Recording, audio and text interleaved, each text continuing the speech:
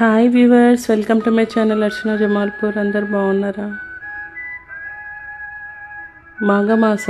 మాఘమాసము అంటేనే అమ్మవారికి విశిష్టంగా పూజలు జరుగుతూ ఉంటాయి.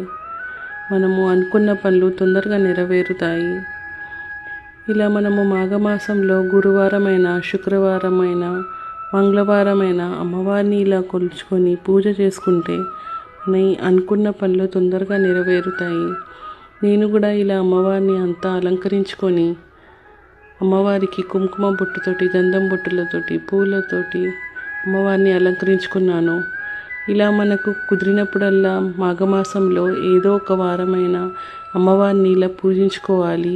అమ్మవారికి ఇష్టమైన నైవేద్యం సమర్పించుకొని ఇలా దీపం, జ్యోతి పరబ్రహ్మ అని అమ్మవారికి దీపం వెలిగించి ధూపం సమర్పించుకోవాలి.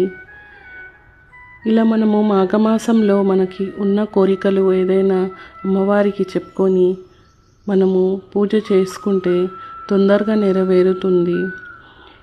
మనకి మాఘమాసంలో అమ్మవారిని కొలుచుకుంటే అష్టైశ్వర్యముతో, భోగభాగ్యముతో మనకి అప్పు బాధలు ఉన్న అన్నీ తగ్గుతాయి.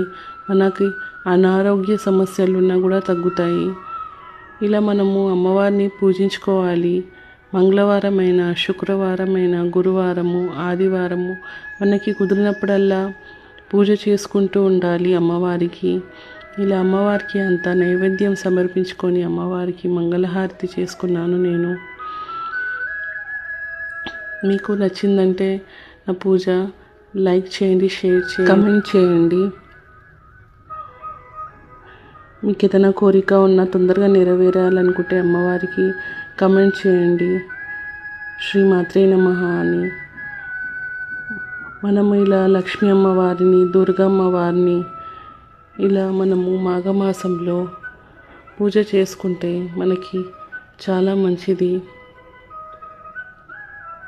ఇలా నేను అమ్మవారికి అంత పూజ చేసుకున్నాను. అమ్మవారికి నైవేద్యం సమర్పించుకున్నాను. అమ్మవారికి పాయసం అన్నా చాలా ప్రీతికరము. అమ్మవారికి తాంబూలం ఇచ్చి అమ్మవారి పూజ చేసుకున్నాను. మాఘమాసంలో మనకి విశిష్టంగా అమ్మవారిని ఇలా పూజించుకోవాలి. మన సౌభాగ్యము, మన దాంపత్య జీవనం అంతా బాగుంటుంది. మన పిల్లలు అందరూ బాగా చదువుకుంటారు. మనము అనుకున్న పనులు తొందరగా నెరవేరుతాయి. ఇలా అమ్మవారిని పూజించుకొని మన కోరికలు చెప్పుకొని అమ్మవారిని మనం పూజ చేసుకోవాలి. అమ్మవారికి నైవేద్యం సమర్పించుకోవాలి. శ్రీమాత్రే నమః.